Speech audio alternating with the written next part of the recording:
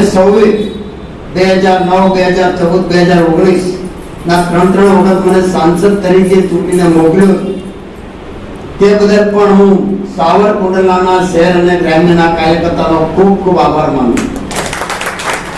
અને સાવરકુંડલા તો મારું પોતી ગયું કે આજે 35 થી 40 વર્ષથી હું આ સાવરકુંડલાની સાથે જોડાયેલો ત્યારે સાવરકુંડલાનો એક કાર્યકર્તા, સાવરકુંડલા શહેર હોય, સાવરકુંડલા ગ્રામ્ય હોય, તમામ કાર્યકર્તાઓ સાથે એક પારિવારિક અને પરિવારનો સંબંધ છે. ત્યારે સાવરકુંડલાના કાર્યકર્તાઓ માટે નહીં કે સમગ્ર અમરેલીના કાર્યકર્તાઓ માટે, બધાની માટે હજી પણ હું તમારી માટે ગમે ત્યારે રાતના 2 વાગે પણ તમારો ફોન હોય, તમારું કામ હોય તો તમારી માટે કાયમિક રીતે જોડાયેલો છું અને રહેવાનો છું. તમે કોઈ ચિંતા નહીં કરતા, તમે કોઈ પ્રકારની કોઈ ટેન્શન, કોઈ ચિંતા નહીં કરતા. ગમે તેવું કામ હશે તો રાતના 2 વાગે પણ તમારું કામ થશે. અને બીજું કે ઘણું મને કહેવામાં દુઃખ થાય છે પણ ના છૂટકે મારે કહેવું પડે. કોઈ પણ કાર્યકર્તાને, ભારતીય જનતા પાર્ટીનો કાર્યકર્તા ઊભો કરતા 10 વર્ષ લાગે, એ કાર્યકર્તાને તોડવામાં ખાલી 5 મિનિટ લાગે. તો આવી કોઈ પણ કાર્યકર્તાને તોડવાની કોશિશ ન કરે, કોઈ પણ ધમકી આપીને, કારણ કે કાર્યકર્તાની પાછળ અમે બેઠા છીએ. એટલે ભારતીય જનતા પાર્ટીના કાર્યકર્તાને ચિંતા કરવાની જરૂર નથી. ઘણાને ધમકીઓ આપતા હતા, આમ નહીં કરો તો આમ કરી નાખશું, આમ નહીં કરો તો આમ કરી નાખશું, આમ નહીં કરો તો તમને આમ કરશું, તમને પોલીસ. આ જિલ્લામાં પોલીસ છે ને એની અમને ખબર છે કેટલી બધી મારા તાકાત છે. એટલે પોલીસની ધમકી મહેરબાની કરીને કોઈ કાર્યકર્તા નહીં આપવાનું. અને કોઈ પણ કાર્યકર્તાને આપણે પાર્ટીના કાર્યકર્તાઓ છે, આપણે કોઈ ખોટું કામ નથી કરવાનું, ખોટું કામ આપણે કરવાનું પણ નથી. એટલે આપણે કોઈથી ડરવાનું નથી, કારણ કે ભારતીય જનતા પાર્ટીનો આપણે ગળામાં ઠેસ ના કર્યો. અને આજે જે ગઈકાલે દિલીપભાઈ લગભગ તો બધી જગ્યાએ તમે જોયું કે કોંગ્રેસમાંથી કે આપમાંથી સવારમાં આવે, બપોરે એમને હોદ્દો મળે, બીજે દિવસે એમને કેબિનેટની મંત્રીના પદ મળી જાય, સંગઠનના પદ મળી જાય, ધારાસભ્યની ટિકિટો મળી જાય. તો ભારતીય જનતા પાર્ટીના એક સાંસદ તરીકે તમે પાર્ટીની અંદર લેવો અમને કોઈ વાંધો નથી. પાર્ટીના નિયમ પ્રમાણે આપણે લેવા જોઈએ અને લઈ આપણે સરવાળો કરવાનો છે, બાદબાકી નથી કરવાની, એ અમે માનીએ છીએ.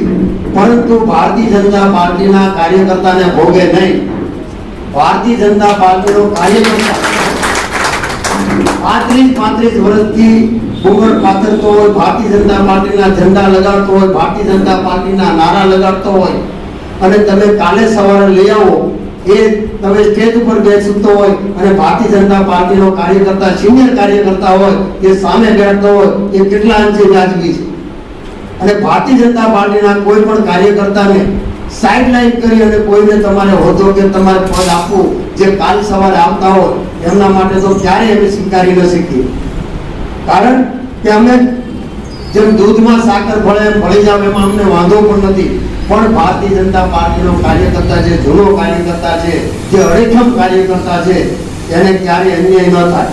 કારણ કે આજે આપણી સત્તા છે, આપણી રૂલિંગ પાર્ટી છે, અને આપણે રૂલિંગ પાર્ટીમાં હોવા છતાં આપણી માટે આટલી મોટી ફોજ છે, છતાં પણ આપણે સામે પક્ષે કશું નથી, એક પણ કાર્યકર્તા નથી, એક પણ નેતા નથી, એનું કોઈ નેટવર્ક નથી, એમની આગળ કોઈ સત્તા નથી, છતાં પણ આપણને હંફાવે છે. તો એમની પાછળનું પણ કંઈક કારણ છે. એમની પાછળનું પણ કંઈક કારણ છે કે આટલી મોટી આપણી પાસે વિશાળ કાર્યકર્તાઓની ફોજ છે, આપણી પાસે આટલી મોટી સત્તા છે, આપણી પાસે બધી જ વ્યવસ્થાઓ છે, છતાં પણ આજે વિપક્ષ આપણને હંફાવી દે ત્યાં સુધી આપણે ઇલેક્શનમાં આપણે જોઈએ છીએ. તો એની પાછળ આજે કાર્યકર્તા જે આ ઇલેક્શનની અંદર ખાલી અમરેલી લોકસભાની અંદર 1.5 લાખ મત ઓછા પડ્યા છે.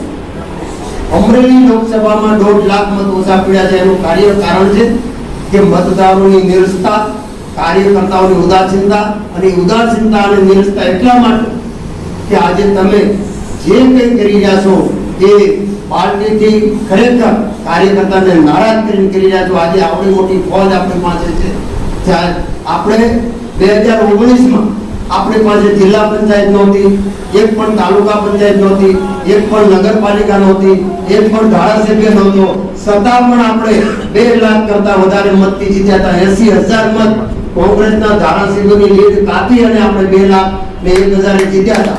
તો આપણે 3 લાખ મતથી આપણે જીત્યા હતા. તો આજે આપણે આ પરિસ્થિતિ આપણે આવી છે, એની પાછળનું પણ કંઈક કારણ છે. સાહેબ, 3 વાર પાર્ટીએ મને ટિકિટ આપી, હું પાર્ટીનો આભારી છું, મને કોઈ રંગ નથી. પરંતુ તમે જે સિલેક્શન કર્યું છે ને કે તમે અમરેલીને 23 લાખની વસ્તી અને તમે 17.5 લાખ મતદારોનો દ્રોહ કર્યો છે. ભારતીય જનતા પાર્ટીએ દ્રોહ કર્યો છે. દિલીપ સંઘાણી હતા, મુકેશ સંઘાણી હતા, ડોક્ટર કાનાભાઈ સાહેબ હતા, બાબુભાઈ ઉદાણ હતા, હિરેન હેરપરા હતા, કેશુભાઈ લાકડાણી હતા, કેટલા ભારતીય જનતા પાર્ટીમાં મજબૂત ચહેરાઓ હતા. તો તમારે સામાન્ય જે વાત ન કરી શકે, ગુજરાતીમાં પણ એક ઇન્ટરવ્યુ ના આપી શકે, જે બોલી ન શકે, એવી વ્યક્તિને તમે ટિકિટ આપીને ભારતીય જનતા પાર્ટીના કાર્યકર્તાને તમે દ્રોહ કર્યો છે, તેમાં મને કહેવામાં જરા પણ યતિશોક્તિ નથી. અને આવનારા સમયમાં સમગ્ર જિલ્લાના કાર્યકર્તાનો હું અહીંથી મેસેજ આપું છું સાવરકુંડલાથી કે તમારો નામચંદ નારાયણ કાછડિયા અત્યારે હજી પણ જીવે છે તમારી માટે અને ભારતીય જનતા પાર્ટીના કાર્યકર્તા માટે છેલ્લા શ્વાસ સુધી લડી જવાના હોય, છેલ્લા શ્વાસ સુધી. એટલે કોઈ કાર્યકર્તાએ મૂંઝાવાનું નથી, હું તમારી સાથે છું અને રહેવાનો છું. આટલી જ વાત કરવી છે. અને દિલીપભાઈ સંઘાણી જે આજે ઇફકોના મોટામાં મોટી વીજળી જે સંસ્થા છે એના ચેરમેન બન્યા છે, એમના માટે આપણે સૌ સાથે મળી અને ફટાકડા ફોડી અને એમને ચેરમેન પદને આપણે આવકારીએ. આટલી જ વાત